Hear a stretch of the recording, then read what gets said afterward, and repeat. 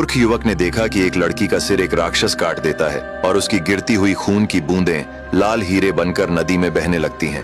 शाम होते ही वही राक्षस उस लड़की को एक जादुई फूल सुंघा देता, जिससे वह फिर जीवित हो उठती।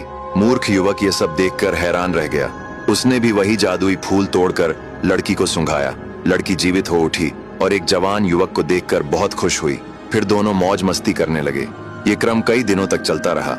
एक दिन युवक ने उस स्त्री से कहा, तुम राक्षस से पूछो कि उसके प्राण कहाँ हैं। मैं उसे मारकर तुम्हें आजाद करना चाहता हूँ। अगले दिन स्त्री ने राक्षस से यह राज पूछा। राक्षस पहले टाल मटोल करता रहा, झूठ मूठ कुछ भी बता देता, लेकिन एक दिन उसने सही सही बता दिया।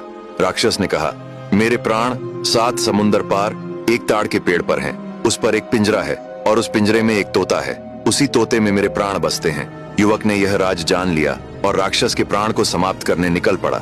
जाते जाते वह एक पेड़ के नीचे विश्राम करने लगा। थका होने के कारण उसे नींद आ गई। उसके सोते ही एक जहरीला सांप निकला और उसे काट लिया। दर्द से उसकी नींद खुल गई और वह तड़पने लगा। वहीं पास की एक गुफा में एक भेड़िया अपनी पत्नी और बच्चों के साथ रहता था। उसने युवक की दर्द भरी पुकार सुनी और उसके पास पहुंच गया।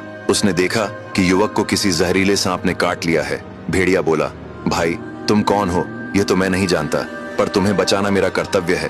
भेड़िया युवक को अपनी गुफा में ले गया। उसकी पत्नी एक मनुष्य को देखकर डर गई। भेड़िए ने कहा, डरने की कोई बात नहीं, यह एक भला मनुष्य है। इसे जहरीले सांप ने काटा है और हमें इसे बचाना होगा। फिर भेड़िया बोला, इसकी सिर्फ एक ही दवाई है।